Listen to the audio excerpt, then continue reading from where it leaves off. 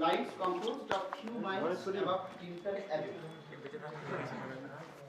By William Wordsworth. You know that William Wordsworth is the pioneer, or you may say the inaugurator of Romantic movement. And he, along with Coleridge, published the text, the collection of poems, lyrical ballads, in 1798. And this text is called the Manifesto of Romantic Revival. Now, this poem, Tintern Abbey, he wrote in 1798, the year in which that book was published. And he has given a description of the occasion of composition of the text. He himself has given the description that he, along with his sister Dorothy Wordsworth, visited a beautiful spot, that is the bank of the river Wye. Wye is a mountain river flowing through England and Wales. And a particular spot on the bank of this river is Tintern Abbey. Tintern Abbey is actually the ruined ecclesiastical motte or ecclesiastical building. Abbey means মঠকে বোঝায়, মনাস্টারিকে বোঝায়। তেমন একটা মোনাস্টিক building যা middle English পিরিয়ডে প্রতিষ্ঠিত হয়েছিল, সেটা ভেঙে ধ্বংসপ্রাপ্ত হয়। সেই যে রুইন্ড কন্ডিশন অফ টিন্টন অ্যাবে, সেটা অষ্টাদশ শতাব্দীতে ভেঙে যায়, রুইন্ড হয়ে যায়। সেই টিন্টন অ্যাবের কাছে বসে তিনি এই কবিতাটা লিখেছিলেন। ওয়াই নদীর ধারে তার দেখা যে ন্যাচারাল বিউটি, সেই বিউটি বর্ণনা দিতে গিয়ে আসলে তিনি প্রকৃতির প্রতি তার যে মনোভাব, তার যে অ্যাপ্রোচ, সেই অ্যাপ্রোচের কথা উনি তুলে ধরেছেন। Now this poem you may say is a record of his own attitude and approach to nature, what he thought nature to be and how he interpreted nature. That is the subject matter of this text, that he has very categorically divided his approach into three stages: the first stage, second stage, and third stage. And this is the only question that you will face in the exam, no other question. So whatever question you will face, if you can understand this skeleton of knowledge, then you will be able to write. So monothematic text, no problem here, right? So his approach to nature, that he, when he was a child, how he looked at nature, how he enjoyed it, number one. Number two, when he became a young man, and how he started interpreting nature, how he started looking at it, how he enjoyed it during his middle phase of his life, that is in his youth. And the last phase is his old age, in his manhood period, when he became a man, totally grown up man, how he started looking at nature. So there are three stages of his approach, in his approach to nature: the boyish stage, the young stage, and the manhood stage. So these are the description. And he, while describing the beauty of the river Wye, he has one by one presented before us his own stages of attitude to nature. Clear? Now, this text he wrote in his homeward journey, when he was returning home from enjoying that beautiful spot. He started writing in his way, and he finished this before he reached home, and no single line has been altered after that. What he wrote during the visit, that is the text. No change took place upon the poem. Now, he first visited this place in 1793. In 1793, and he revisited the place 5 years later, that is 1798. So he was absent for 5 years. After 5 years, he again visited the place. Now what he discerned, what change he found? He found that the beauty is the same. The beauty he saw before, same beauty now exists. The problem is that he himself has got changed. He no longer can enjoy the same beauty with the same intensity, with the same joyfulness. He got not so much pleasure as he got first in his first visit. So he found that some change took place in his own thinking, in his own approach, in his own way of looking. So this, when he was speaking of this change, actually then he has given us the 3 stages of his attitude to nature. This is not the attitude of Odsat only. This is the attitude of every man and woman to nature.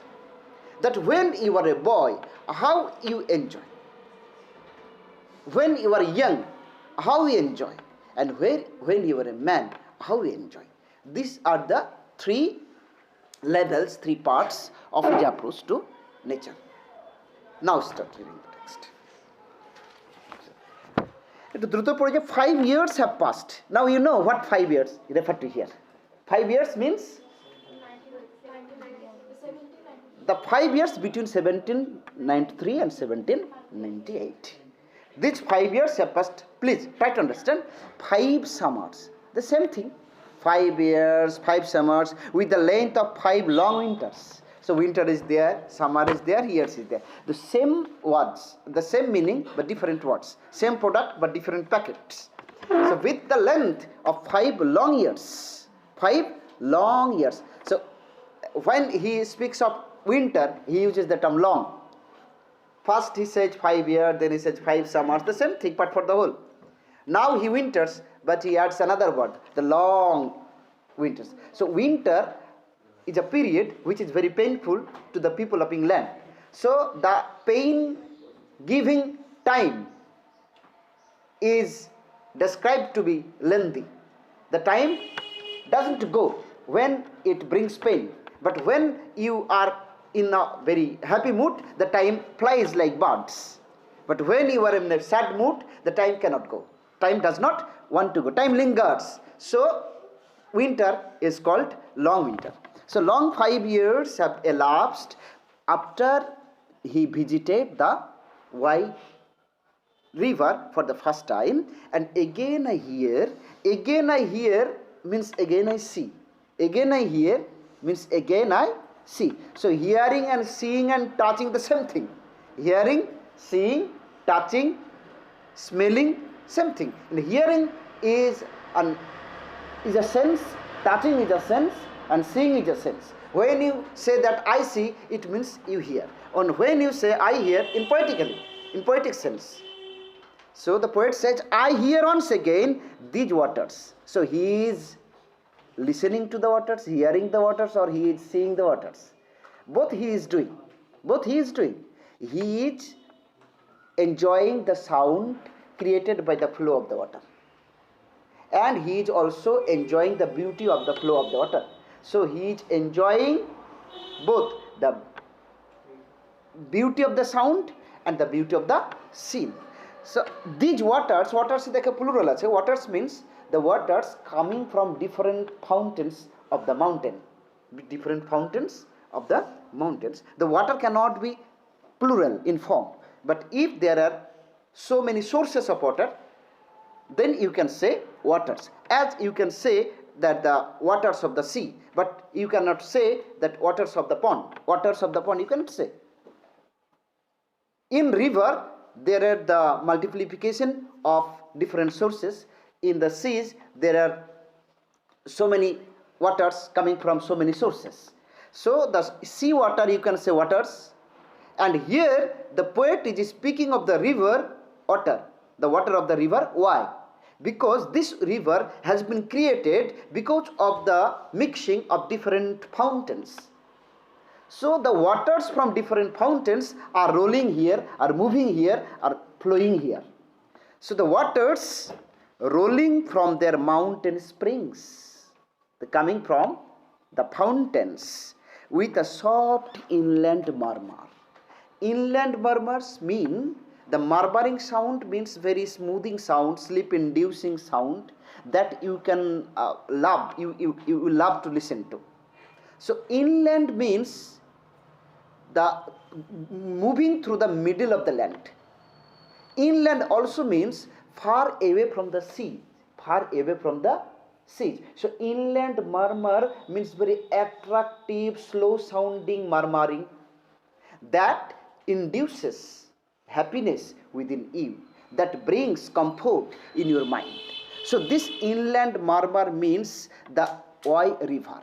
The river is not named here. Inland flow means the flow of water through the middle part of the country, or its another meaning is that it is far away from the roaring sound of the sea water. The sea water creates roaring sound and the river water creates the smoothing sound or the murmuring sound. Clear? So this here there is no high sounding flow of water. Here the water flows, moves very slowly and with the murmuring sound. এই সেই নদী প্রবাহ আমি আরো একবার শুনিতেছি, আমি আরো একবার দেখিতেছি। ওয়ান্স এগেইন, দেখো আবার বলছে ওয়ান্স এগেইন, এর আগের কিন্তু একবার এগেইন কথাটা বলেছি, মানে ওখানে একটি বিউটির কথা বললেন, সেটা উনি আবার এনজয় করছেন, আবার বলছেন once again do I behold these steep and lofty cliffs. এই যে ওয়াই নদীর ধারে দাঁড়িয়ে রয়েছে লম্বা আকাশচুম্বী স্কাই কিসিং পাহাড়, এই পাহাড়ের সৌন্দর্য আমি আবার এনজয় করিতেছি। স্টিপ মানে একেবারে পারপেন্ডিকুলার, একেবারে লম্বা সুউচ্চ, লফটি মানেও তাই বোঝায়। তো স্টিপ অ্যান্ড লফটি ক্লিপস, অত্যন্ত উচ্চতাযুক্ত ওই পাহাড় আরও একবার আমি এনজয় করিতেছি। এখানে বিহোল্ড মানে দেখা, বিহোল্ড করিতেছি আমি দেখিতেছি। That on a wild secluded scene impress thoughts of more deep seclusion. That মানে কোনটাকে বোঝাচ্ছে বলো তো? ওই লফটি ক্লিপসকে বোঝাচ্ছে। দ্যাট কি করছে? ইমপ্রেস, পরের লাইন দেখো, ওই লাইনের শেষে, that impress thoughts of more deep and সেক্লুশন।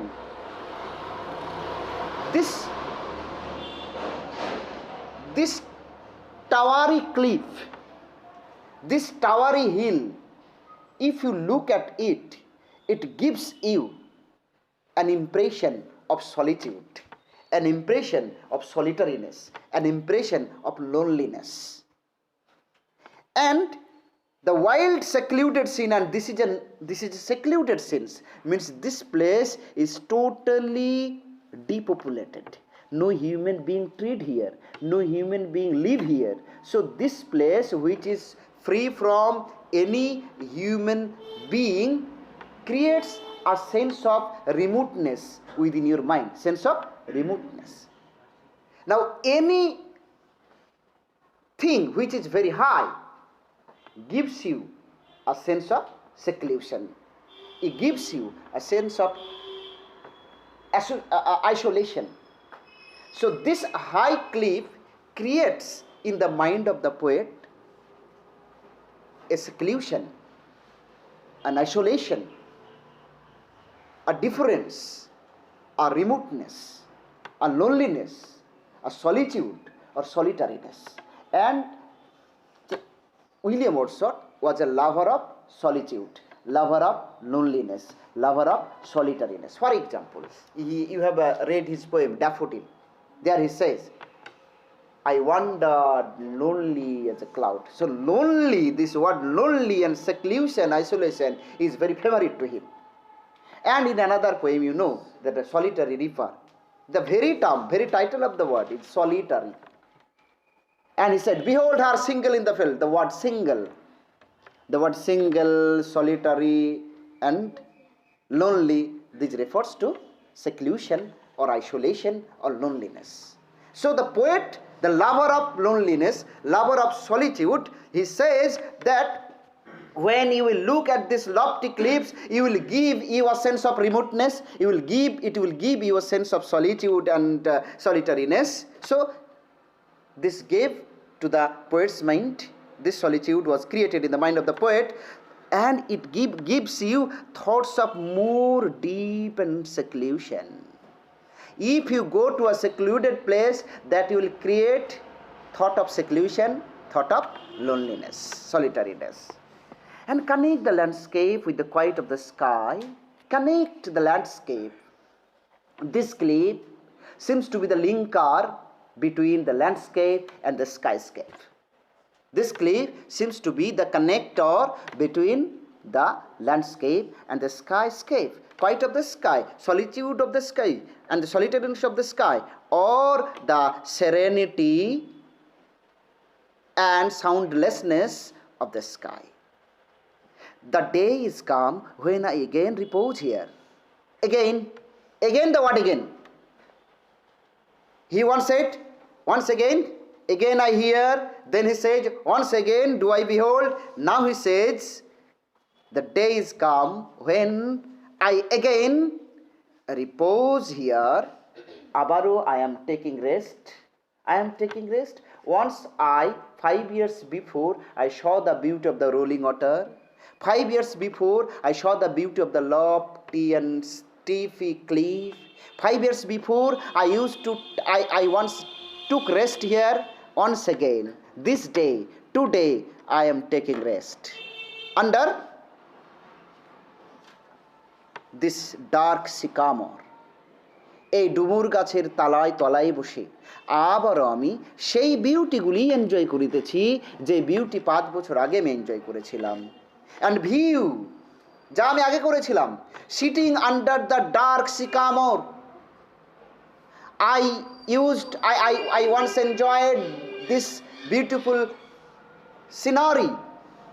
Now once again I am doing the same, looking at the rolling waters, hearing the sound of the rolling waters, looking at and enjoying the beauty of the lofty cliff. And once again I am enjoying my rest and repose, my retirement, my recess under this dark sycamore, and view these plots of cottage ground. এই গাছের, এই ডুমুর গাছের তলায় বসিয়ে আমি দেখিতেছি cottage ground. Cottage মানে ফার্ম হাউসকে বোঝাচ্ছে, মাঠে ছোট ছোট কুটির, আর তার সামনে পড়ে রয়েছে গ্রাউন্ড, মিডোজ, চারণভূমি পড়ে রয়েছে। আমি সেইগুলি আবার দেখিতেছি। দি জর্চার টাপস, এই দেখুন আমার সামনে রয়েছে গাদা গাদা ফলের গাছ, গুচ্ছ ফলের গাছ, হুইচ অ্যাট দিস সিজন, আর সেই ফল গাছগুলি বর্তমানে উইথ দ্য আনরাইপ ফ্রুটস, অপরিপক্ক ফলে ভরা, ফল এখনো ম্যাচুরিটি পায় নাই, মানে এখন মেলোয়িং সিজন নয়। অটামে যেমন আছে না মেলোয়িং সিজন, ফুল অফ মিস্ট, অর্থাৎ এখন আনরাইপ এন্ড ফুল ফলে ভর্তি। অর্চার্ড টাপস মানে ফলের গাছের সমাহারকে বোঝায়। বহু ফল গাছের উপস্থিতি এখানে রয়েছে। আমি কোটেজ গ্রাউন্ডের প্লটগুলি দেখছি, সেই প্লটগুলিতে, গার্ডেনগুলিতে, বাগানগুলিতে বহু ফলের গাছ, হুইচ অ্যাট দিস সিজন, যেগুলি উইথ দেয়ার আনরাইপ ফ্রুটস, অপরিপক্ক ফুল নিয়ে, আর ক্ল্যাড, যেন পরিহিত রয়েছে, যেন ড্রেসড অবস্থায় রয়েছে। হোয়াইট ক্ল্যাড পড়েছিলে, হোয়াইট ক্ল্যাড ওমেন, বিধবা মহিলাদের, don at Puri, white clad পরিহিত, ইন ওয়ান গ্রিন হিউ, এরা যেন সবাই সবুজ পোশাক পরে দাঁড়িয়ে রয়েছে, সবুজের ইউনিফর্ম পরে রয়েছে। অর্থাৎ ফল এখনো পাকে নাই, কোনো জায়গায় এখনো হলুদ ভাব আসে নাই, সবেতেই রয়েছে সবুজের সমাহার। অ্যান্ড লুজ দেমসেলভস, আলাদা আলাদা গাছ, কাঁঠাল গাছ, আম গাছ বিভিন্ন রয়েছে, কিন্তু they have lost their own identity, and they have as if uniform them, they have put on the uniform dress, the dress of greenness, and they have loosed themselves amid groves and copses. groves বলতে বোঝায় গাছপালাকেই, ঝোপঝাড়কেই, বাগানকে, and কপসেস, কপসেস বলতে আসলে পোশাককে বোঝায়, পাদ্রির পোশাককে কপসেস বলা হয়। এখন clad কথাটা যেহেতু এনেছে এখানে, পরিহিত, এই গাছগুলি যেন পরিধান করেছে গ্রিন ইউনিফর্ম, সুতরাং আলাদা করে ইন্ডিভিজুয়াল কোনো এক্সিস্টেন্স দেখা যাচ্ছে না, বিভিন্নতা দেখা যাচ্ছে না, রয়েছে শুধু সেমনেস, অভিন্নতা, কালারের অভিন্নতা রয়েছে, অপরিপক্কতা রয়েছে। সুতরাং প্রত্যেকটা গাছ যেন তাদের হারিয়ে ফেলেছে, they have lost their individual identity, and the single identity they have developed is the green presence, the greenness. So many trees are there, so many groves were there, but all of them have clad them, have cloaked them with the green color. So huge greenness is present on the river Wye. And this greenness the poet is enjoying for the second time, and he is remembering and trying to remember how he enjoyed the same scene 5 years before. And while thinking about this, when he was trying to differentiate his first experience with the second one, he found some changes in the present time, that there has been developed a change in his mind, in his attitude. So আর কবিতা তোমরা বুঝতে পারছো কি? তাহলে 5 years later সে কিন্তু সেই একই বিউটিসগুলো দেখছে। এই বিউটিগুলো মনে রাখতে হবে, কারণ পরেই এখান থেকে একটা প্রশ্ন আসার সম্ভাবনা আছে, আমি পরে বলে দিচ্ছি। তাহলে এ পর্যন্ত কি কি বিউটি উনি দেখছেন, যে বিউটি উনি এখন দেখছেন সেই বিউটি 5 বছর আগেও এনজয় করেছেন। বিউটিসগুলো কি? Number 1 the rolling waters, number 2 steep and lofty cliffs, number 3 বলো the dark sycamore, number 4 plots of cottage ground, number 5 orchard tufts, number 6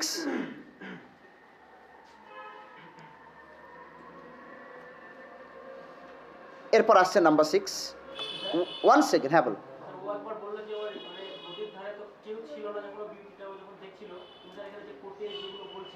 cottage ground মানে খামার হাউস, সেখানে গরু ছাগল চড়ানো হয়, তার জন্য মানে যেখানে ওই চারণ ভূমিগুলি রয়েছে, সেই অর্থে তো মানুষ তো ওখানে বাস করে না, বুঝতে পেরেছো? And once again I see these hedgerows, hedgerows, hedge তোমরা জানো, hedgerows means the line of trees planted along the border of a particular plot of land or the trees or along the roads, রাস্তার ধারে, বাড়ির ধারে বা কোনো প্লটকে চিহ্নিত করার জন্য যে লাইন করে গাছ লাগানো থাকে সেগুলোকে রোজ, হেজ বলে।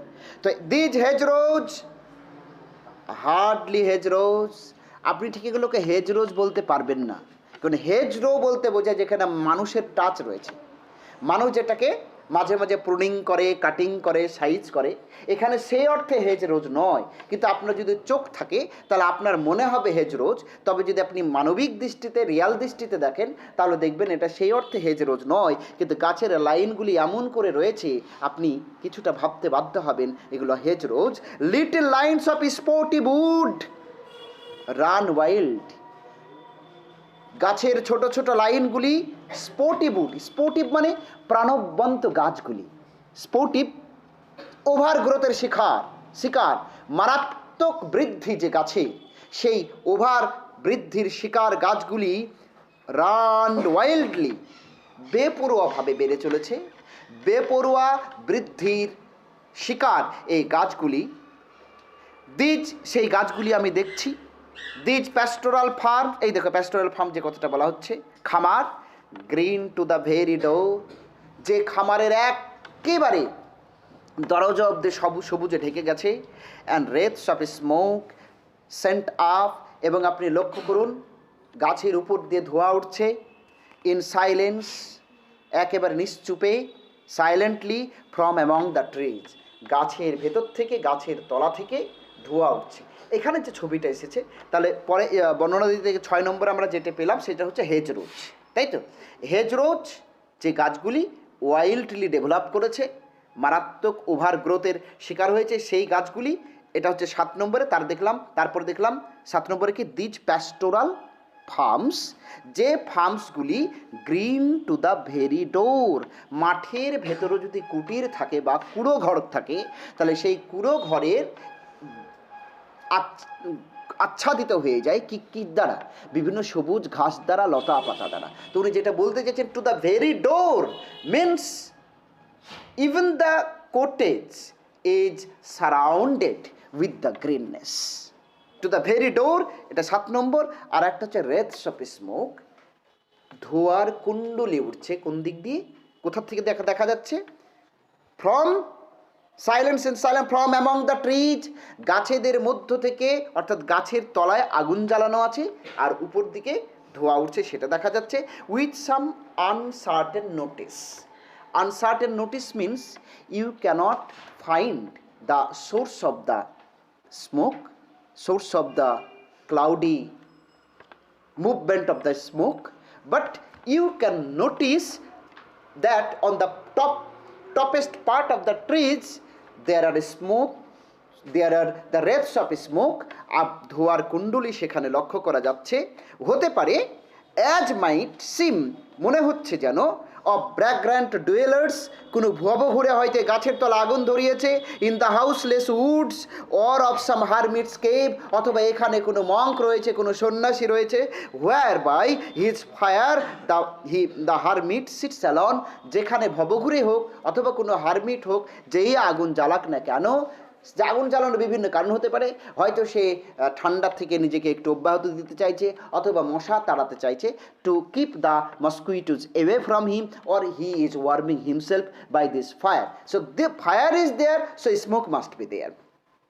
ধোঁয়া উঠছে, সেই ধোঁয়া আননোটিসড, আনসার্টেন নোটিস মানে the source you can't notice, but the fire is there under the tree, and from this fireplace smoke is moving upward. তো এইটাকে বলা হচ্ছে wreaths of smoke। এখন পরের লাইনে চলে যাও, পরের স্ট্যান্জায় দেখবে সেখানে লেখা আছে যে these beauteous forms, এই বিউটিফুল, এই ফর্মস মানে দৃশ্য, these beautiful scenes, what are the beautiful scenes। তখন তোমাকে এতক্ষণ যে একটা লিস্ট করা হলো সেখান থেকে শুরু, the beautiful scenes refer to here is the rolling waters, the waters rolling from different mountain springs. তারপরে 2 নম্বর হচ্ছে স্টিপ অ্যান্ড লফটি ক্লিফস, 3 নম্বরে হচ্ছে ডার্ক সিকামোর, 4 নম্বরে হচ্ছে the plots of cottage ground, 5 নম্বর অর্চার্ড টাফটস, কেমন, 6 নম্বর হচ্ছে হেজ রোজ, 7 নম্বর হচ্ছে pastoral farms green to the very door, আর 8 নম্বর হচ্ছে রেথস অফ স্মোক। এই বিউটিতে সমৃদ্ধ এলাকাটিকে তিনি দ্বিতীয়বারের জন্য এনজয় করছেন। এইটাকে উনি বললেন যে these beautiful scenes through a long absence have not been to me as is a landscape. এবার কিন্তু মূল কবিতার মূল ভূখণ্ডে এবার প্রবেশ করছে। দেখো, these beauteous forms, these are the beauties, these are the scenes which I enjoyed once, for the second time I enjoying now. এই সৌন্দর্যগুলি, এই সুন্দর কাঠামোগুলি, though long absence, যদিও আমি লম্বা সময় ধরে অ্যাবসেন্ট ছিলাম, have not been to me, এর প্রভাব আমার কাছে তেমন হয় নাই। কেমন হয় নাই? as is a landscape to a blind man's eyes, blind man's eyes, অন্ধ মানুষ কোনো বিউটি দেখলে, অন্ধ মানুষ কোনো দৃশ্য যদি দেখা, প্রশ্নই আসে না, সে তার কাছে কোনো দৃশ্য যেমন ইনএফেক্টিভ, আমার কাছে এটা তেমন ইনএফেক্টিভ ছিল না। অর্থাৎ it was very effective, it exercised much influence, much effect on my mind. Its effect was not like that effect of a scene upon a blind man. অন্ধ মানুষের ওপরে কোনো সুন্দর দৃশ্য যেমন ইফেক্ট ফেলতে পারে না, আমার ক্ষেত্রে তেমনটি হয়েছে তা নয়। অর্থাৎ it created an effect on my কি, অন মাই,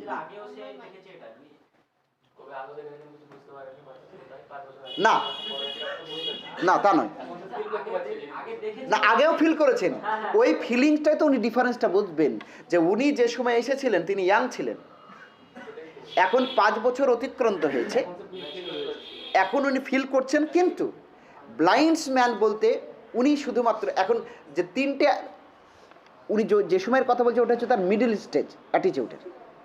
মিডল স্টেজকে তিনি কিন্তু ডিসকার্ড করছেন না, ওটি বাতিল করছেন না, ওটা বাজে কিছু তাও বলছেন না।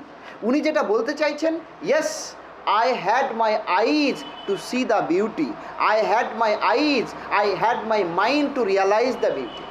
একটা হচ্ছে সি, একটা টাচ করা, একটা দেখা, আর একটা হচ্ছে রিয়ালাইজ করা, এর মধ্যে তফাৎ রয়েছে। উনি যেটা বলতে চাইছেন যে ব্লাইন্ড মিন্স, এখানে তার রোমান্টিক কবির দৃষ্টিতে ব্লাইন্ড মানে চোখ নেই এমন লোককে ঠিক বোঝানো হচ্ছে না। ব্লাইন্ড মানে those who don't have the capacity two appreciate the natural beauty. Natural beauty appreciate করার ক্ষমতা যাদের নাই তাদেরকেই তিনি এখানে ব্লাইন্ড বলেছেন। বুঝতে পেরেছ? ব্লাইন্ড মানে দেখে একটি লোক বলছে পাশে দাঁড়িয়ে যে একটি বলছে কি সুন্দর বক, তখন অন্ধ লোকটির ইচ্ছা হয়েছে আমি বক দেবো। বকটা কেমন? দারুণ, শুধু একেবারে সাদা। তো কেমন সাদা? আরও ওর কৌতূহল। সাদা মানে একদম ধপধপে সাদা। বলে কেমন? তাও বলছে সাদা ফকাস। তখন ও বুঝতে পারছে না, তখন ও হাত দিয়ে দেখাচ্ছে, দেখবি তাই বলে এমনি করে বকের মতো হাতটা বাঁকা করেছে। তো বলেছে ও তখন এমনি হাত দিয়ে বলছে হায় আল্লাহ, এই প্রথম বক দেখলাম। ওর কি বক দেখা হলো? আচ্ছা, ব্লাইন্ড ম্যানের দেখা আর চক্ষুষ্মান লোকের দেখা তো এক নয়, দুজনে দেখে এক নয়। উনি যেটা বলতে চাইছেন যে ব্লাইন্ড ম্যান যেভাবে দেখে এবং দেখার পর তার মনে যে ইফেক্ট পড়ে, আমার ক্ষেত্রে তেমনটি হয়নি। অর্থাৎ আমার মন পুরো ইফেক্টেড হয়েছিল এই দৃশ্য দেখে, সে কথাই আমি বলছি। উনি বলছেন যে that but of please as is a landscape to a blinds man I but oft in lonely rooms. উনি কিন্তু এই দৃশ্যটা কোন সময়ের দৃশ্য দেখার কথা বলছেন? 5 বছর আগের কথাই বলছেন। 5 বছর আমি দেখেছিলাম, 5 বছর আগে দেখেছিলাম, তার প্রভাব আমার কাছে অন্ধ লোকের উপরে যেমন প্রভাব পড়ে তেমনটি নয়, আমার উপর পড়েছিল, পজিটিভ প্রভাব পড়েছিল। কি বলছে? 5 বছর আমি যখন অ্যাবসেন্ট ছিলাম, সেই অ্যাবসেন্সের 5 বছর ইন্টারমিডিয়েট 5 ইয়ার্স, ইন্টারভেনিং 5 ইয়ার্স, দ্বিতীয় ভিজিটের আগে, প্রথম ভিজিটের পরে যে 5টি বছর কেটে গেছে, এই 5টি বছর আমার উপরে প্রচণ্ড প্রভাব ফেলেছিল। সেই একবার দেখা ওয়াই নদীর ধারে বিউটিফুল স্পটটি কি হয়েছিল? And amid the dean and basil of the town and সিটিজ। আমি 5 বছর ধরে শহরে আছি। টাউন অ্যান্ড সিটিজ, তার যে হইচই, চ্যাভ হ্যাঁ, চেঁচামেচি, চিল্লানি, din and bustle, hue and cry, fever and freight of the city life, এই সিটি লাইফের হাজারো হইচইয়ের মাঝখানে আমি যখন জীবনযাপন করছি, সেই 5 বছর কাটাচ্ছি, সেই সময়ে কি হয়েছিল? I have owed to them, আমি সেই জিনিসগুলির প্রতি কৃতজ্ঞ। সেই বিউটিয়াস ফর্মস, সেই বিউটিফুল দৃশ্য, যেটা একদম রোলিং ওয়াটার্স থেকে শুরু করে রেড শপে স্মোক পর্যন্ত যে 8টা দৃশ্যের কথা বলা হয়েছে, এই দৃশ্যগুলির প্রতি আমি ঋণী। I have drawn much pleasure from those beauties, from those scenes. 5টি বছর ধরে সেই একবার দেখা সেই দৃশ্যগুলি আমাকে বারবার রিচার্জ করেছে। আমার মন যখন মনোটনিতে ভেঙে পড়েছে, আমার মন যখন ভীষণ আইসোলেটেড ফিল করেছে, আমি যখন ভীষণ লেথার্জিতে ভুগেছি, তখন এই মন, এই দৃশ্যগুলি আমার মনে এনার্জি এনে দিয়েছে। লেথার্জির জায়গায় আমাকে এনার্জি এনে দিয়েছে। যখন অ্যালার্জি ডেভেলপ করেছে, ওই দৃশ্যগুলি আমাকে এনার্জি প্রোভাইড করেছে। সুতরাং 5 বছর আমি তাকে দেখি নাই, তার দৃশ্য আমার উপরে পড়ে নাই। আসলে অর্শদ কি বলতে চাইছেন জানো তো? অর্শদ বলতে চান এই প্রকৃতি is not a dead thing. The nature is as alive as a human being, and he can speak to you, it can talk to you if you do have the capacity to appreciate it. You can create communion, you can establish contact with nature, and man may betray man, but nature never betrays a man if he leaves her. A man or a woman gets response from nature if you love nature. So nature is grateful, nature is helpful, nature leads us from one comfort to another comfort continuously and uninterruptedly. Nature goes on giving us pleasure and giving us balm when we are harmed. Next. Now but oft in lonely rooms, আমি যখন single isolated monotonous life lead করতাম এই শহরে, সেই প্রথম দৃশ্য দেখে আসার পর, and amid the dean and Vasal of city life, শহুরে জীবনের হাজারো ব্যস্ততার মাঝখানে যখন আমি ক্লান্ত হয়ে উঠতাম, তখন আমার ছোট্ট ঘরে বসে মানসিক চাপে, টেনশনে, ডিপ্রেশনে, অ্যানোয়েন্স, বিটারনেসে আমি যখন ক্লান্ত হয়ে উঠতাম, পাঠক পাঠিকা আপনাদের সাথে আমি শেয়ার করছি আমার অনুভূতিগুলি।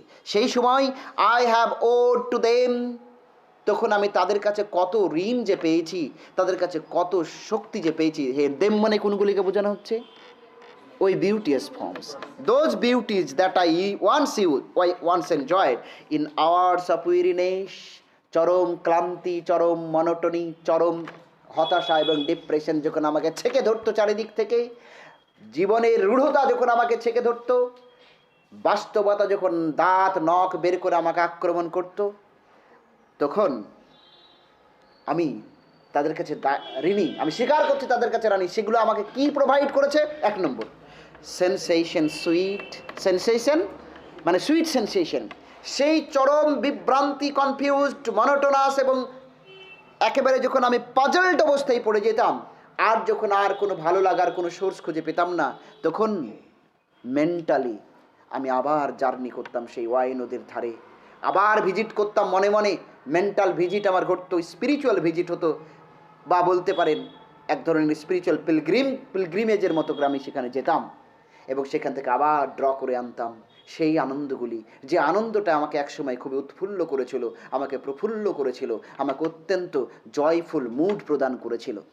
সেই দৃশ্যগুলো যখন আবার আমি রিক্যাপ করি, মনে মনে যখন ভিজুয়ালাইজ করি, যখন আমি সেগুলোকে রিভিজিট করি, তখন সেগুলো আর আমাকে ঠকাই না, সেগুলো আমাকে প্রোভাইড করেছে কি? Number 1, sweet সেন্সেশনস। এক অদ্ভুত সেন্সেশনের সাথে কিন্তু সেন্স যুক্ত। সেন্সেশন এটা মনের ব্যাপার নয়, সেন্স এটা কিন্তু বডির ব্যাপার। আমি একদম গোটা শরীরে একটা শিহরণ অনুভব করতাম, গোটা শরীরে একটা রিফ্রেশড অনুভব করতাম, গোটা শরীরে যেন একটা কোথাও একটা নতুনত্ব অনুভব করতাম। শরীর মন জুড়ে এক আকাশ আনন্দ আমার উপরে ভর করত। কখন? যখন আমি মনে মনে সেই দৃশ্যগুলির দিকে তাকাতাম। আমাকে কি প্রদান করতো? Sweet sensation. সেগুলো আমি অনুভব করলাম, felt in my blood, means felt in my body and felt along the heart. শুধু বডিতে নয়, আমি হৃদয়ে অনুভব করতাম। তখন আর সেটা সেন্সেশন থাকছে না, তখন সেটা হয়ে যাচ্ছে ফিলিং। অর্থাৎ আমি বডিতে, ব্লাডে, শরীরে একটা সেন্সুয়াস প্লেজার অনুভব করতাম, আর মনে, হৃদয়ে একটা ফিলিংস হার্টের সাথে যুক্ত, আর সেন্স এটা বডির সাথে যুক্ত। তাহলে আমার বডিলি প্লেজার আসতো, সেই সাথে আমার প্লেজার অফ দ্য হার্ট, অর্থাৎ আমি হৃদয়ে রিফ্রেশড বোধ করতাম। অ্যান্ড সেটা শুধু বডিতেই থাকতো না, হৃদয়েই থাকতো না, বরং পাসিং ইভেন সেই সুইট সেন্সেশনটা, মিষ্টি অনুভূতিটা, হানিড ফিলিং, সে হানিড ফিলিংটা, সুগারি ফিলিংটা কোথায় যেত? Passing even into my purer mind, আমার আত্মায় পৌঁছে যেত। পিওরার মাইন্ড বলতে সোলকে বোঝায়। তাহলে এই অনুভূতিটা যখন তিনি অ্যাবসেন্ট থাকছেন, 5 বছর আগে দেখা সেই দৃশ্যগুলি তার মনে একটা সুইট সেন্সেশন দিচ্ছেন। সেই সুইট সেন্সেশনটা উনি ভাগ করেছেন, এই সেন্সেশনটা উনি অনুভব করেছেন বডিতে, মানে ব্লাডে, এটা অনুভব করেছেন হার্টে, এবং এটা অনুভব করেছেন পিওরার মাইন্ড, দ্যাট ইজ সোল। অর্থাৎ ক্রমে তার উন্নতি ঘটেছে সেন্স থেকে, সেখানে হার্টে গেছে, হার্ট থেকে আরও ফিল্টার্ড হয়ে কোথায় গেছে? সোলে গেছে। সোলে চলে যাওয়া মানে এক স্পিরিচুয়াল তৃপ্তি, স্পিরিচুয়াল আনন্দ অনুভব করা।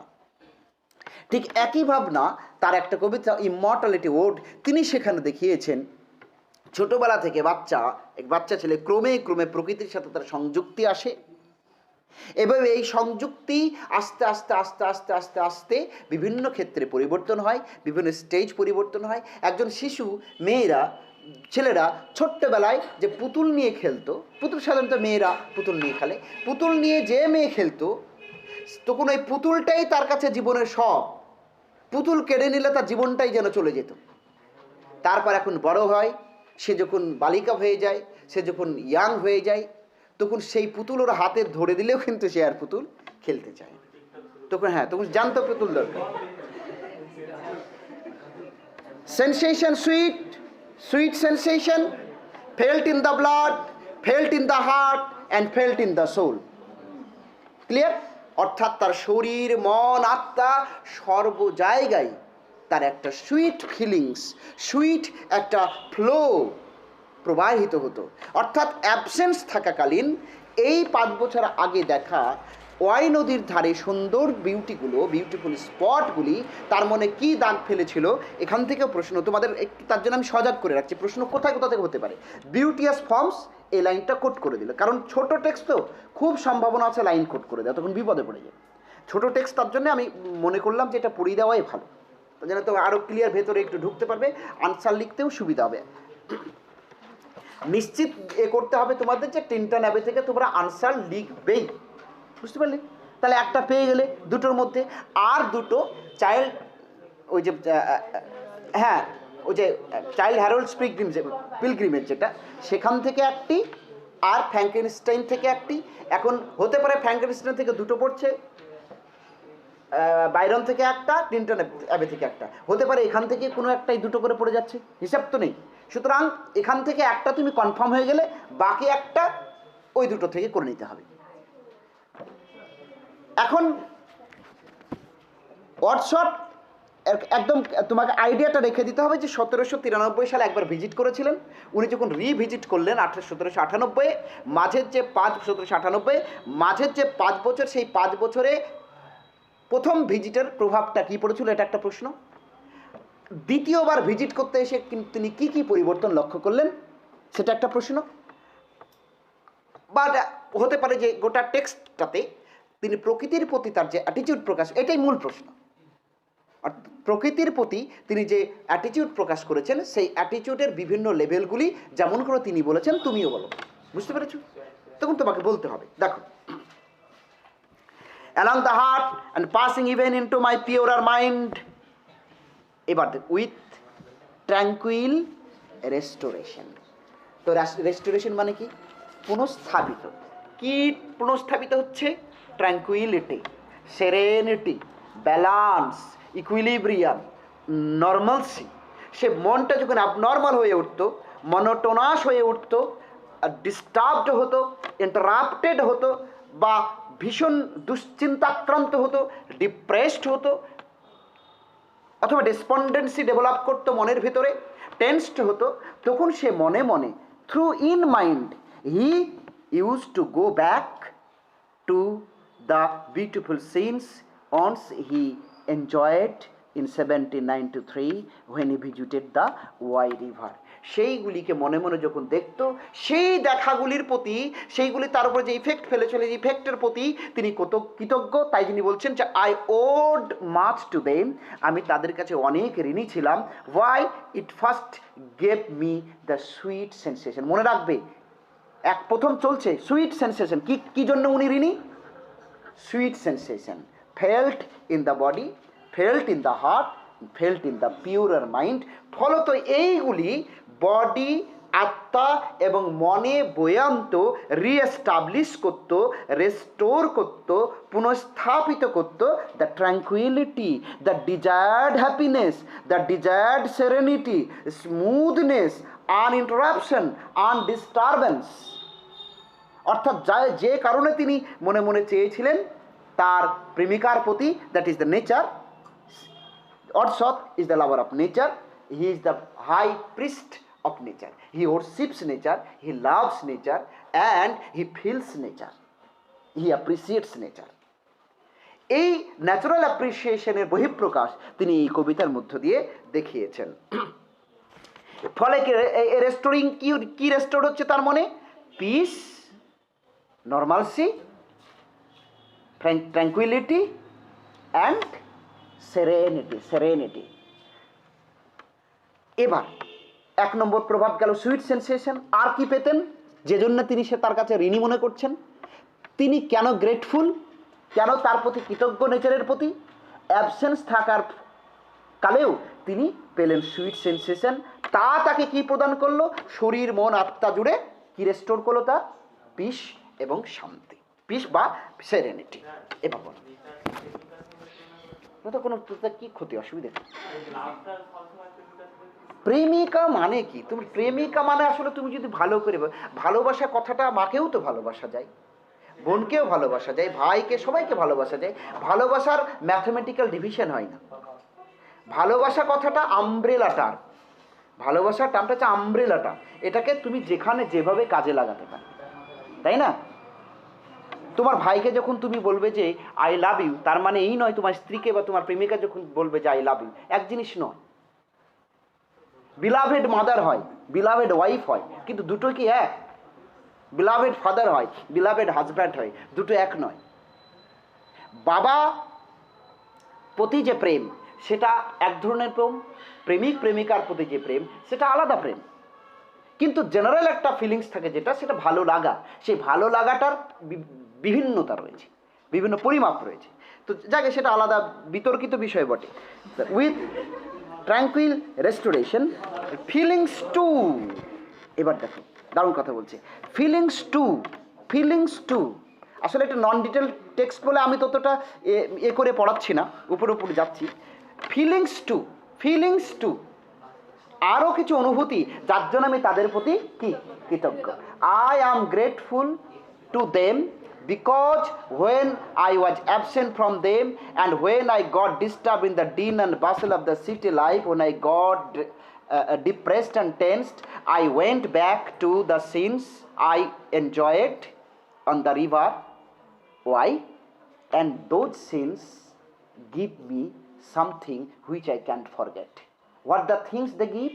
Number one, sweet sensation felt in my body, felt in my heart, felt in my soul, and these gave me sweet, tranquil restoration, tranquility, peace, prosperity of mind. Now, feelings too, আরও পেয়েছি, আরও অনুভূতি পেয়েছি আমি। কি?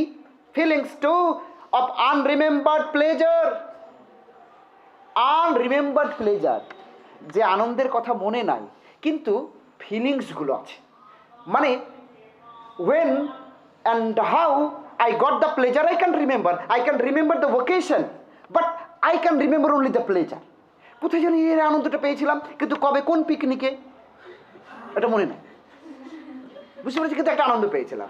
এটাকে বলছে আনরিমেম্বার্ড pleasure. অর্থাৎ কখন কোন দৃশ্যটা দেখে তার মনে একটা অদ্ভুত চেঞ্জ এসেছিল, কি একটা শিহরণ জেগেছিল, গোটা মন শরীর জুড়ে একটা আনন্দ পুলক অনুভব করেছিল, সেই পুলকটা সে অনুভব করছে, কিন্তু কোনটা, কোন দৃশ্যটা দেখে, ওই ডুমুর গাছ দেখে না কুমির দেখে আমার মনে নেই, কিন্তু অনুভূতিটা আমার মনে এলো, অনুভূতির কারণটা আমার মনে নাই। তার জন্য বলছে long ago I enjoyed once, now I am enjoying the same pleasure, but I can remember the occasion of the pleasure, but only the pleasure I can feel.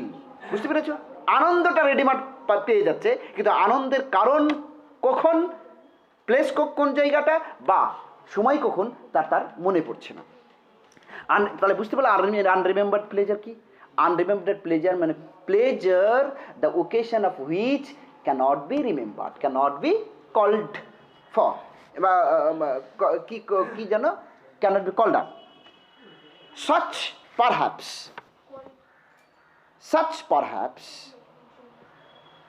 as have no slight or trivial influence on that best portion of a good man's life. দারুণ কথা বলছি, দেখো এবার দেখো কোথায় নিয়ে যাচ্ছে। Nature মানুষকে আনন্দ দেয়, নেচার নাকি মানুষকে মোরাল করে তোলে, নেচার নাকি মানুষকে স্পিরিচুয়াল করে তোলে। আস্তে আস্তে নিয়ে যাচ্ছে, আর ডোজ বাড়াচ্ছে, দেখো করবে। শরীর থেকে আত্মাকে পৌঁছে দিয়েছে, এবার দেখো স্বর্গে পৌঁছে দেবে। অ্যাজ আর কি সাচ পারহ্যাপস, এর পাশাপাশি as have no slight or trivial influence. আর একটা জিনিস আর একটা কথা আমি আপনাদের বলছি, সেটার প্রভাবও আমার কম নয়। নট ট্রিভিয়াল, নো ট্রিভিয়াল মানে লাইটোটিসের উদাহরণ, no trivial means great, Great influence was there on that best portion of a good man's life. A best portion of a good man's life. Best portion বলতে কী বোঝায়? যদি তুমি বালক, শিশু, বালক, তারপরে লোক এরকম করে ধরো, তাহলে বেস্ট পোর্শনটা কি? Young period. তাহলে বেস্ট পোর্শনটা কি? Young period. হ্যাঁ, আবার যদি এবার মানবের জীবন ধরো, মানুষের জীবনে বিভিন্ন রয়েছে, ইন্দ্রিয় পরায়ণতা রয়েছে, আধ্যাত্মিকতা রয়েছে, নৈতিকতা রয়েছে। এই ক্ষেত্রে সবথেকে বেস্ট পোর্শন যেটা, সেটা হচ্ছে নৈতিকতা। অর্থাৎ একটা ভালো মানুষের best portion of behaviour, best portions of life leading, way of life, জীবন আর্ট অফ লিভিংয়ের গুরুত্বপূর্ণ পর্যায় যেটা, সেটা হচ্ছে মোরালিটি।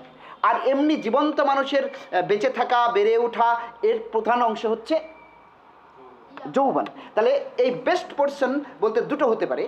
এক, এই প্রভাবটা আমার ইয়াং জীবনে অত্যন্ত গুরুত্বপূর্ণ ছিল, আর দ্বিতীয় ক্ষেত্রে এর প্রভাবটা আমার নৈতিক জীবনে অত্যন্ত গুরুত্বপূর্ণ ছিল। নৈতিক জীবনটা এখানে বেশি গ্রহণযোগ্য, কারণ পরে সেই নৈতিকতার কথা বলেছেন। আমার নৈতিক জীবনের প্রকৃতির প্রতি যদি আপনি গভীর দৃষ্টিতে দেখেন, প্রকৃতি আপনাকে প্রতি মুহূর্তে আপনাকে সেন্স দেবে, অনুভূতি দেবে, জ্ঞান দেবে, নৈতিকতা দেবে, স্পিরিচুয়াল ইনজেকশন, ভ্যাকসিন দেবে, যদি আপনি প্রকৃতির দিকে ধ্যানের সাথে তাকিয়ে থাকেন। If you look at nature with a deep feeling and deep heart, then nature will speak to you. এখানে কবির কাছে যেমন দিয়েছেন, কবি সেন্সেশন দিয়েছে, কবিকে সেন্সেশন দিয়েছেন, সুইট সেন্সেশন, আনরিমেম্বার্ড প্লেজার দিয়েছেন। তারপরে তার নৈতিক জীবনে গুরুত্বপূর্ণ ভূমিকা অবলম্বন করেছে। কি কি ভূমিকা পড়েছে? His little nameless unremembered acts of kindness and of love. তো acts of kindness and love, এটাই তো নৈতিকতা। কাইন্ডনেস অ্যান্ড লাভ, ভালোবাসা এবং সহানুভূতির কিছু কর্ম, এগুলোকে তো নৈতিকতা বলে। বলছে যে এই প্রকৃতি আমাকে উদ্বেলিত করেছে, এই প্রকৃতি আমাকে ইন্সপায়ার করেছে, এই প্রকৃতি আমাকে নতুন চেতনায় উদ্বুদ্ধ করেছে, সমৃদ্ধ করেছে, যা আমাকে আনরিমেম্বার্ড, অজানা, কেউ মনে রাখে না, খুচরো ভালো ভালো কাজগুলো করিয়ে নিয়েছে। আনরিমেম্বার্ড অ্যাক্টস অফ কাইন্ডনেস, অন্ধ লোককে রাস্তা পার করিয়ে দেওয়া, বিপদগ্রস্ত মানুষকে হাসপাতালে নিয়ে যাওয়া, এরকম অনেক ছোট ছোট কাজ যার মধ্যে কাইন্ডনেস রয়েছে, যার মধ্যে লাভ রয়েছে, সেরকম লাভিং এবং কাইন্ড কাজ আমার দ্বারা করা হয়েছে। It is because of the influence of nature.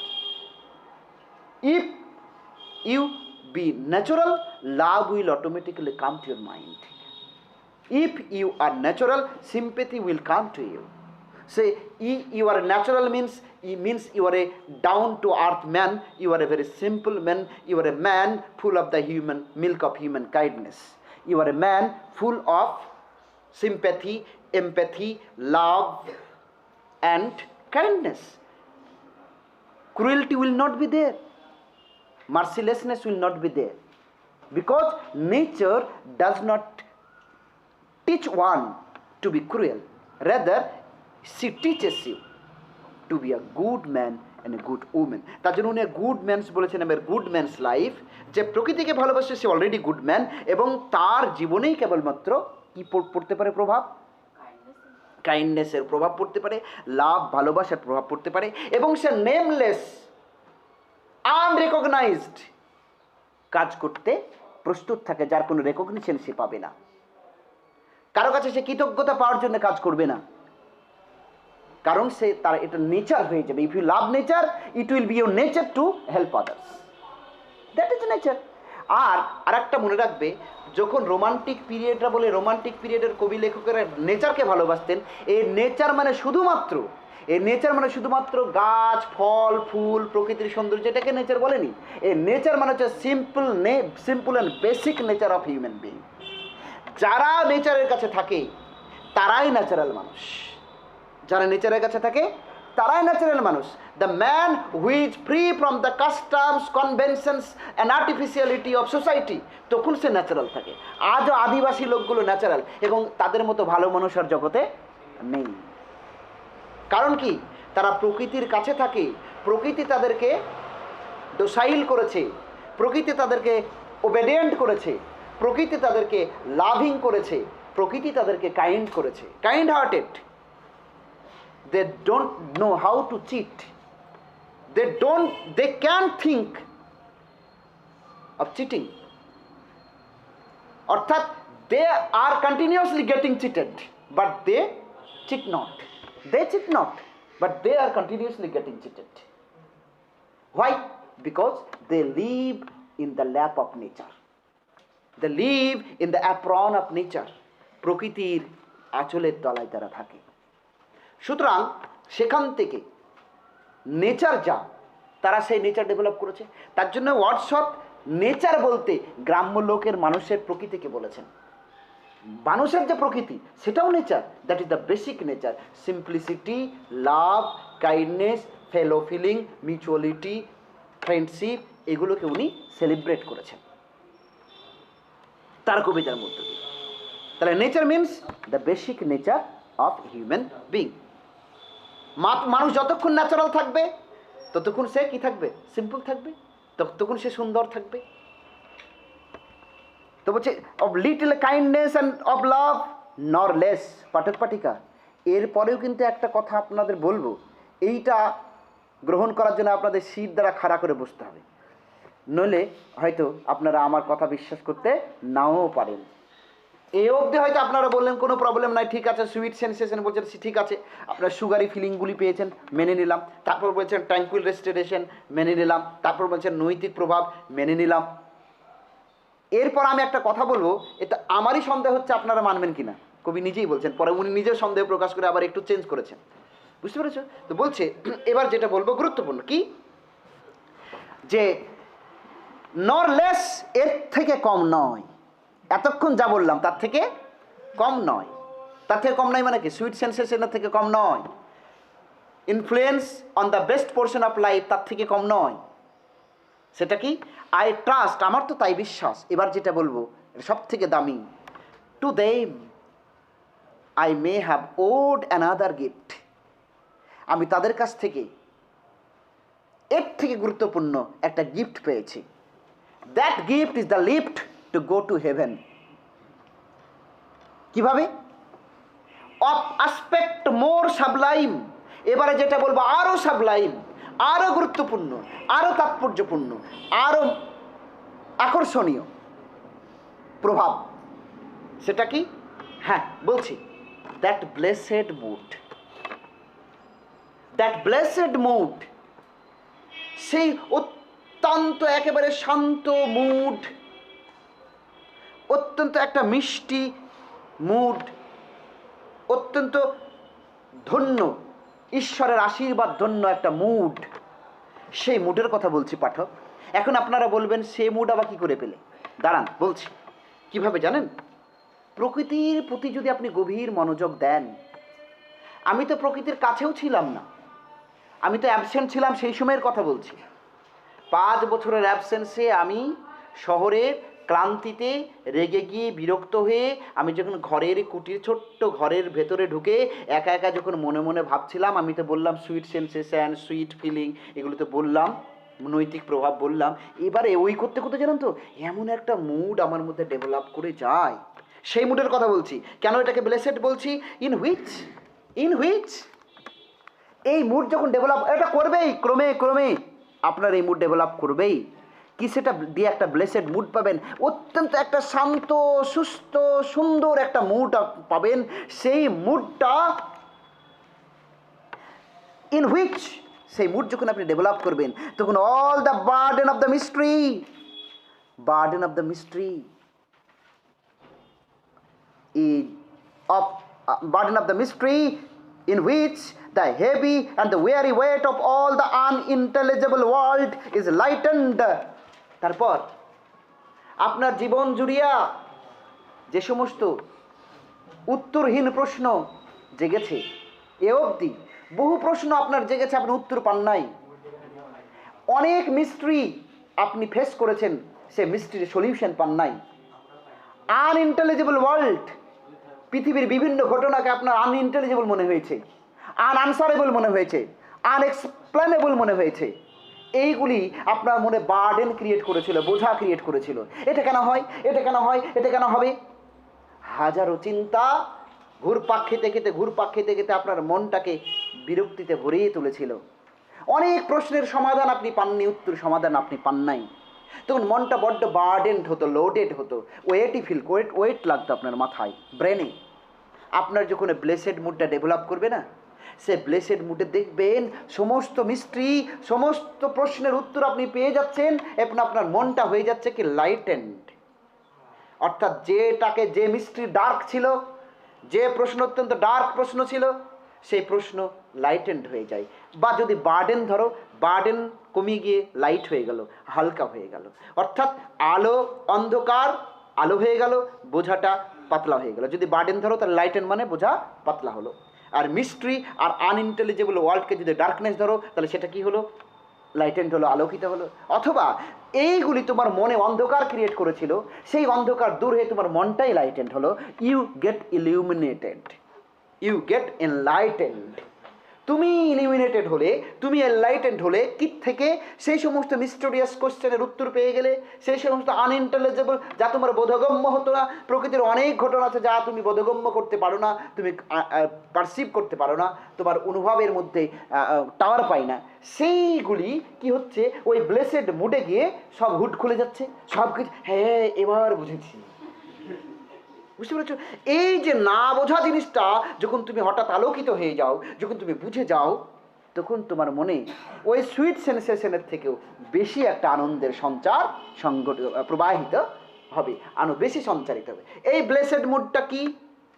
Blessed mood is a mood which is developed within you because of your deep love for nature, and this mood gives you the answer to long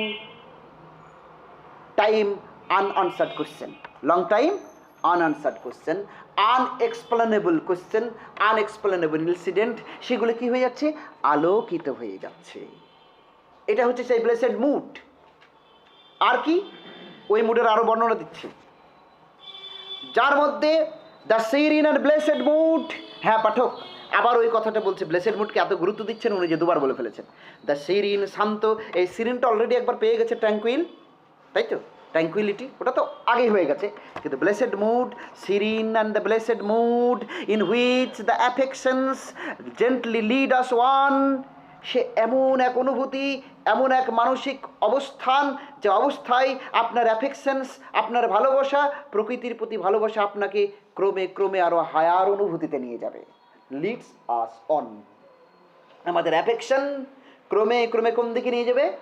আরও উচ্চতায় নিয়ে যাবে, চিন্তা ভাবনার উচ্চ মার্গে নিয়ে যাবে, অনুভূতির উচ্চতায় পৌঁছে দেবে। অ্যাফেকশন মানে ভালোবাসা। অ্যাফেকশন, লাভ। অ্যাফেকশন হচ্ছে প্যাশন, অ্যাফেকশন হচ্ছে ইমোশন, অ্যাফেকশন হচ্ছে ডেভোশন, অ্যাফেকশন হচ্ছে স্যাক্রিফাইস। এই ভালোবাসা যখন প্যাশন অবস্থায় থেকে, প্যাশনটা হচ্ছে ইমোশনের কাঁচা ফর্ম। আবেগ যখন পরিপক্কতা, আনরাইপ আবেগকে বলা হয় প্যাশন। প্যাশন যখন আরও পিউরিফাইড হয় তখন সেটা হয়ে যায় ইমোশন। ইমোশন যখন আরও পিউরিফাইড হয়ে যায় তখন সেটা হয়ে যায় ডেভোশন। ডেভোশন যখন আরেকটু হায়ার হয় তখন সেটা হয়ে যায় স্যাক্রিফাইস। এখানে যেটা যখন বলছে যে আপনার এই অ্যাফেকশন কি করে? Leads you on. তোমাকে ক্রমে ক্রমে আরও ফিলিংস, অনুভূতির, ভাবনার, অ্যাপ্রিসিয়েশনের উচ্চতার ক্রমে উচ্চতায় তোমাকে নিয়ে যায়। সেটাই বলছে, ওই মুডটা যখন ডেভেলপ হবে না, তখন আপনার ছোট ছোট ভালোবাসাগুলি, nameless, unrecognised act of kindness and লাভগুলি, সেগুলো আপনার মনে এমন অনুভূতি আনবে যে অনুভূতিটা অ্যাফেকশান, সেই অনুভূতিটা ভালোবাসা, সেই অনুভূতিটা প্যাশন, সেই অনুভূতিটা ইমোশন, সেটা তারপরে হয়ে যাবে ডেভোশন, তারপরে হয়ে যাবে স্যাক্রিফাইস, তারপর আপনি চলে যাবেন ডিভিনিটি। তারপরে কি আসছে? স্যাক্রিফাইসের পর ডিভিনিটি। অর্থাৎ আপনি একেবারে হায়ার ফর্মে চলে যাবেন। আপনি যখন ডিভিনিটিতে চলে গেলেন তখন টাওয়ারের একেবারে উপরে, তো তখন আপনি সবই আপনার নজরে চলে আসবে। সবই নজরে চলে আসা, যা আপনি দেখতে পেতেন না, ওই পাহাড়ের ওই দিকে কী আছে দেখতে পেতেন না, মনটা খারাপ হতো ওই দিকে কী আছে, আনইন্টেলিজেবল কোয়েশ্চেন, আনএক্সপ্লেনেবল কোয়েশ্চেন, তুমি যখন টাওয়ারে উঠে গেলে তখন ওখান থেকে দেখবে কী আছে। আর এটা ফিজিক্যালি বোঝালাম ব্যাপারটা এই। অর্থাৎ তুমি যখন চিন্তা চেতনার ঊর্ধ্ব গগনে অবস্থান করিবে তখন নিম্নে কি রহি আছে, তাহা তোমার অনুধাবন হইবে। বুঝতে পেরেছ? তো ঈগল পাখির মতো যদি তোমার দৃষ্টিশক্তি পেয়ে যাও, তাহলে সামান্য একটা পোকার মুভমেন্টও, মাইনর মুভমেন্টও তুমি দেখতে পাবে। কারণ ঈগলের চোখে ম্যাগনিফাইং পাওয়ার আছে, সে দেখতে পায় একদম উঁচু থেকে কোথায় একটা খুচরো মুরগির বাচ্চা ঘুরে বেড়াচ্ছে, সে ঠিক খেয়াল রাখে। দেন ইট পাউন্সেস আপন, একেবারে ছো মেরে এসে আক্রমণ করে তুলে নিয়ে চলে যায়, এমন তার চোখের পাওয়ার। আর তোমার হয়তো মনে হয় যে কি ব্যাপার, তো শিশুটার কেন যে রোগটা হলো, গড ইজ ভেরি ব্যাড। শিশুর কেন রোগ হবে? শিশু কি দোষ করেছে? বা শিশুটা কেন মরল? তুমি উত্তর পাও নাই। তারপর ভাবতে লাগলে, যে উত্তর পাও, খুব মনটা খারাপ। তারপরে ব্লেসেড মুড চলে এলো, বুঝলে? ব্লেসেড মুডে ভাবছো, তাই তো এই শিশুটা যে কেন মরল এটা বুঝতে গেলে অত সহজে বোঝা যাবে না।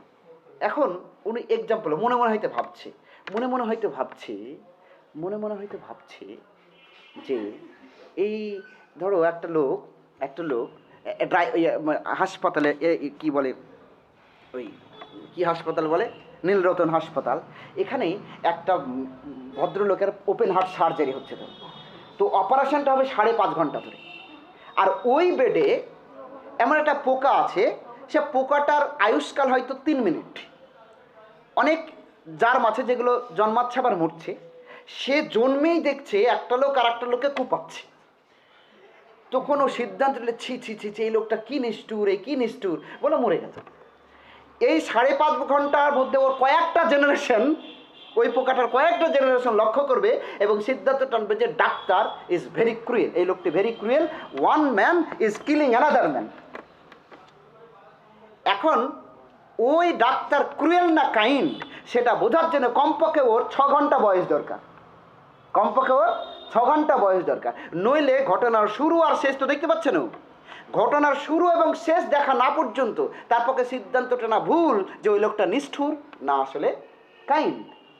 ঠিক তেমনি ও তখন মনে মনে ভাবছে ওই ব্লেসেড মুডে, আমার বয়স যদি 1 কোটি বছর হতো, তাহলেই কেবল আমি বুঝতে পারতাম যে এই শিশুটি কেন মরল। অর্থাৎ যিনি গড, তার যে অ্যাকশন, তার যে কর্মক্রিয়া বোঝার জন্য তাহলে গডের সমান বয়স দরকার। তার মানে গডলি হতে হবে। Yes, god nose why the child is to be killed, the child is to be put to death, why tsunami will take place. Who knows this? God knows. Why corona will spread all over the world. Who knows this? God knows this. Because all these are schemized, are planned and project taken by God. So this universe, this worldly life is a cinema. And if Duncan is killed, who is to be blamed? Shakespeare or Macbeth? Shakespeare or Macbeth? But yes, so who? Then you will have to put blame to Shakespeare, because Shakespeare wrote the text. So to understand the minor incident that gives you pain, that gives you shock, you can't understand until and unless you be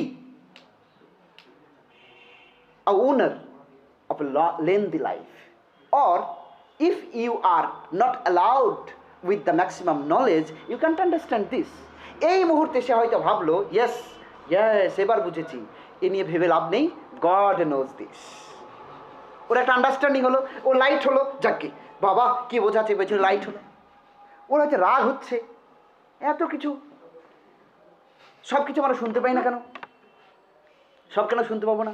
কুকুর শুনতে পাই আমরা গেলে, কুকুর ঘুমিয়ে আছে, মানুষ যদি পাশ দিয়ে যায় কুকুর মাথা তুলে দেখবে কে যায়। আর আমরা যদি ঘুমিয়ে থাকি, কুকুর পাশ দিয়ে গেলে আমরা আর মাথা তুলি না, কারণ কুকুরের থেকে আমরা অধম।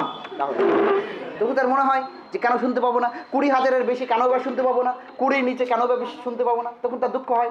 তখন ওই ব্লেসেড মুডে গিয়ে ভেবেছে, যদি সবই শুনতে পেতাম, যদি 20,000-এর বেশি শুনতে পেতাম, 20,000-এরও বেশি কম্পক বিশিষ্ট শব্দ, তো 20,000-এর তখন বলছে 20,000 কম্পাঙ্ক হলে তো 20,001 হলে তো আমাদের কানের পর্দা ফেটে যাওয়ার কথা, কিন্তু পর্দা না ফেটে আসলে কানটাতে টাওয়ারই নেয় না, এটা অটোকাট সিস্টেম। তখন মনে তাই তো, গড নোজ দিস। তারপরে 20 নিচে শুনতে পাই না, 20 নিচে যদি শুনতে পেতো তাহলে ওই পিঁপড়েগুলি ওরা কি করে তাদের সমাজ তৈরি করছে, কি করছে, ওই সব পাখিরা কি করে প্রেম করছে, ওই সব কথা শুনে এত ভালো লাগতো যে আমার জীবন ত্যাগ করে পাখিদের জীবন নিয়ে পড়ে থাকতাম।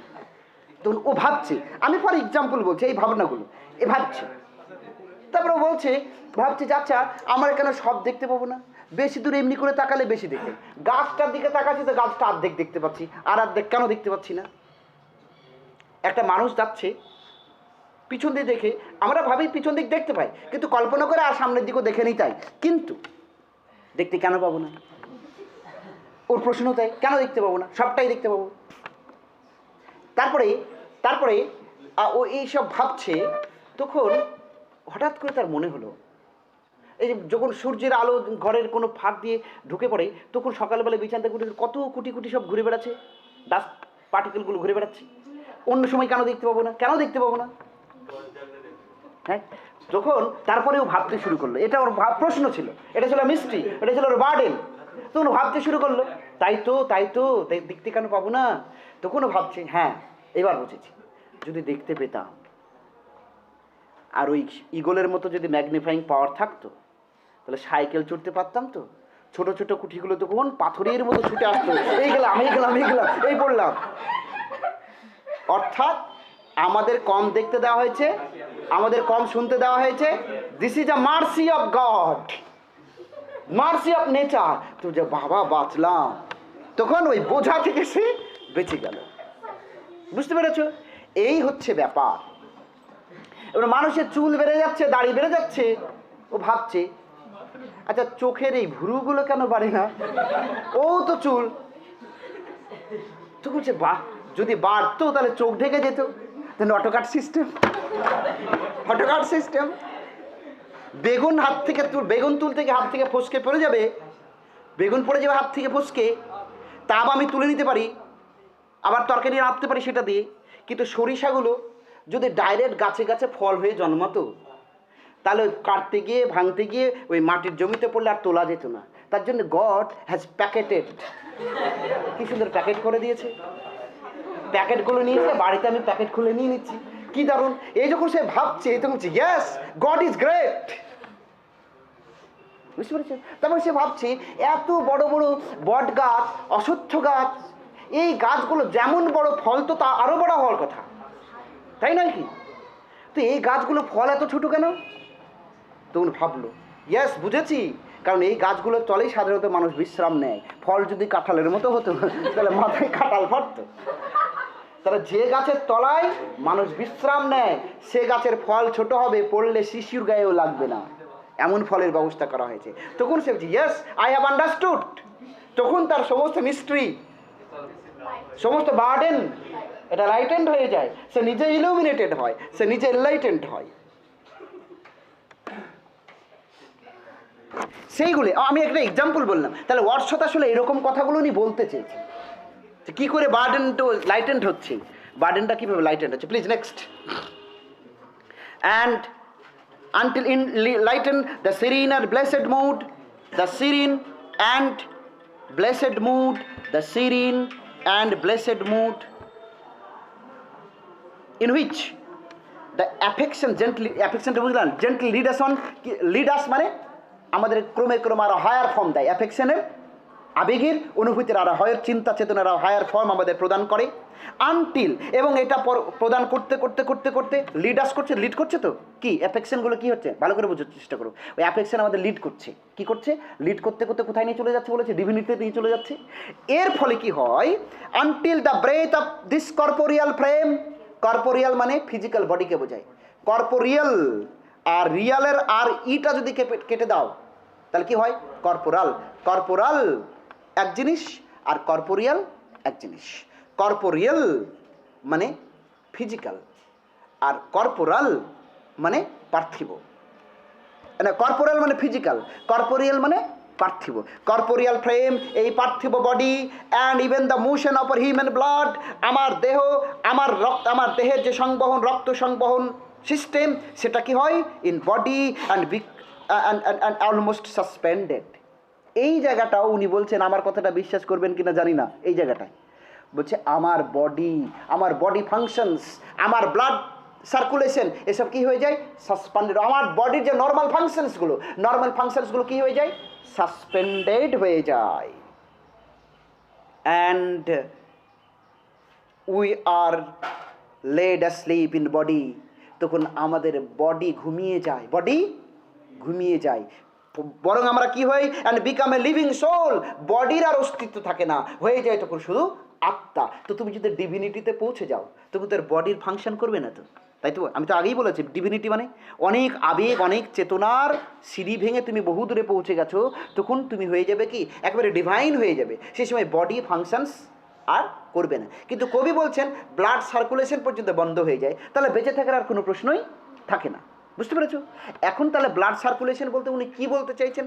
বডি ফাংশনের কথা আর মনে থাকে না, এটা হতে পারে। বডি ফাংশনের কথা মনে থাকে না, লিভিং সোল হয়ে যায়, গোটা বডিটাই তখন আত্মাই পরিণত হয়ে যায়, and become a living soul. এটা খুব গুরুত্বপূর্ণ কথা। মানে অ্যাফেকশন আমাদের লিড করতে করতে কোথায় পৌঁছে দিয়েছে? লিভিং সোলে পৌঁছে দিয়েছে, ডিভিনিটিতে পৌঁছে দিয়েছে, চিন্তা চেতনার উচ্চ মার্গে পৌঁছে দিয়েছে।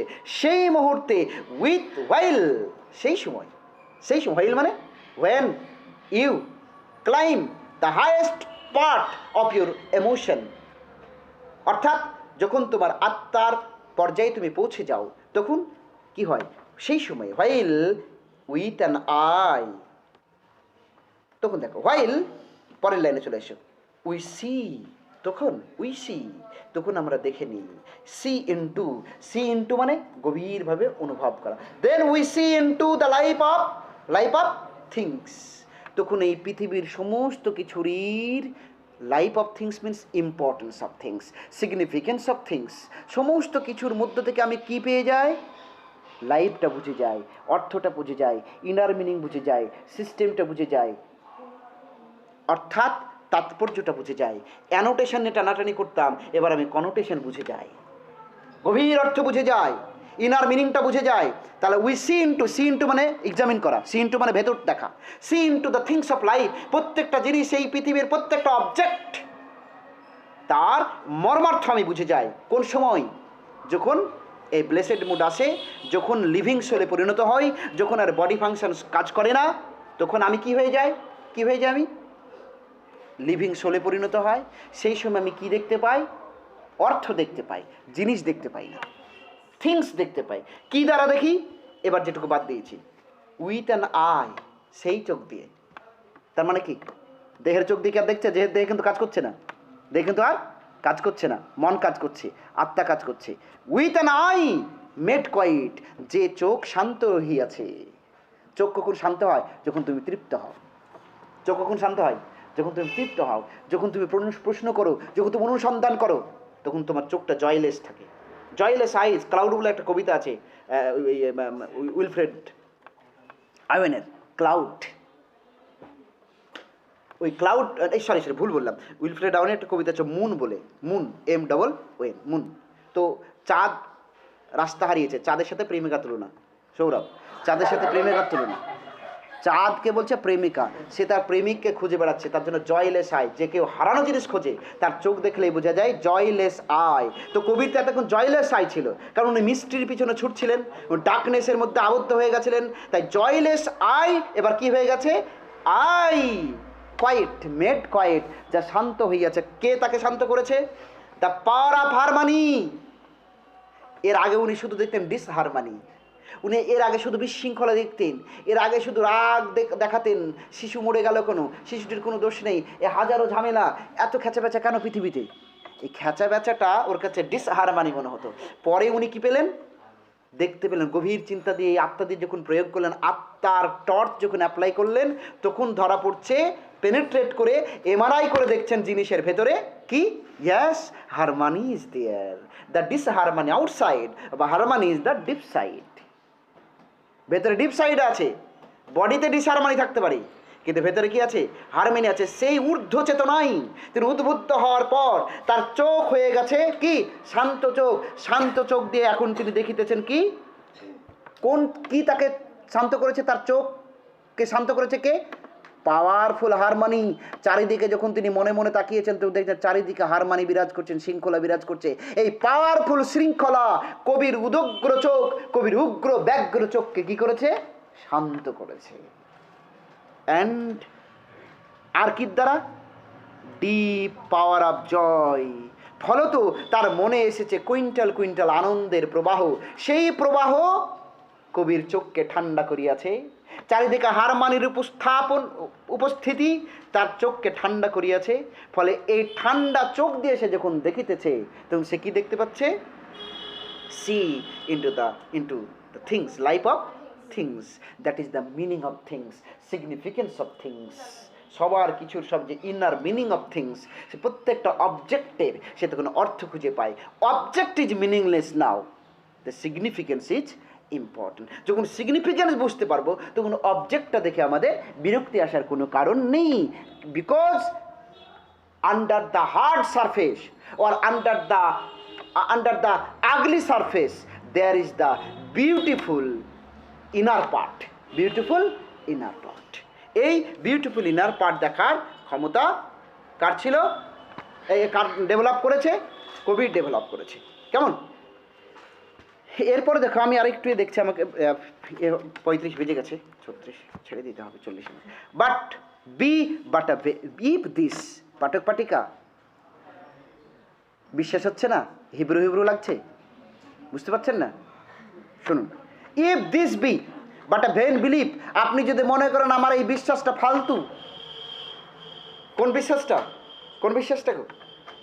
যে বডি ফাংশন সাসপেন্ড হয়ে যায়, তারপর চারিদিকে শৃঙ্খলা দেখতে পায় এবং সেই শৃঙ্খলার আবহে চোখ ঠান্ডা হয়, আর সেই ঠান্ডা চোখ দিয়ে আমি প্রত্যেকটা জিনিসের অন্তর্নিহিত অর্থ বুঝতে পারি। এটা যদি আপনার বিশ্বাস না হয়, এটা তো বিশ্বাস করবেন বলে আর একটা কথা বলছে, একটু চেঞ্জ করছেন বলে। চেঞ্জটা কি? না তো how oft in darkness and amid the many shapes of joyless delight, when the fretful stir unprofitable and the fever of the world have hung upon the beatings of my heart, how oft in spirit have I turned to thee, O Sylvan Wai. Hey Y নদী, জঙ্গলের মধ্য দিয়ে প্রবাহিত Y river. আমি যখন absent ছিলাম তোমার থেকে, হাজারো চিন্তা, হাজারো দুঃখ, বক্র উক্তি, মিথ্যা জাজমেন্ট, কত গালি, কত অপপ্রচার আমার বিরুদ্ধে করা হয়েছে, মনটা ভেঙে গেছিল। তারপর মনে মনে যখন তোমার দিকে তাকাতাম, তুমি কি কম আনন্দ দিয়েছ? পাঠক পাঠিকা, এটা তো বিশ্বাস করবেন। মানে উনি ওই ব্লেসেড মুডটা যদি আপনাদের ইচ্ছা না হয় নেবেন না, আমার এইগুলি তো আপনারা নেবেন, এইটা তো বিশ্বাস করবেন। উনি এবার অ্যাবসেন্স অবস্থায়, এখনও কিন্তু কন্টিনিউ করছে। What type of pleasure he use to draw during its absence from the Wye river. Clear?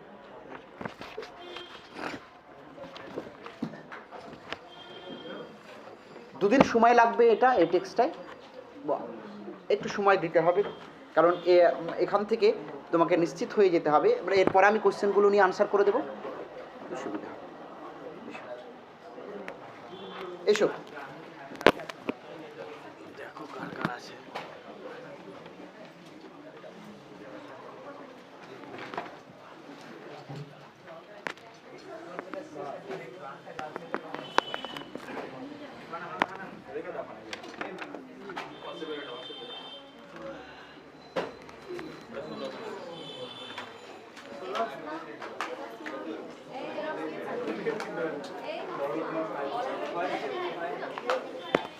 হ্যাঁ বলো।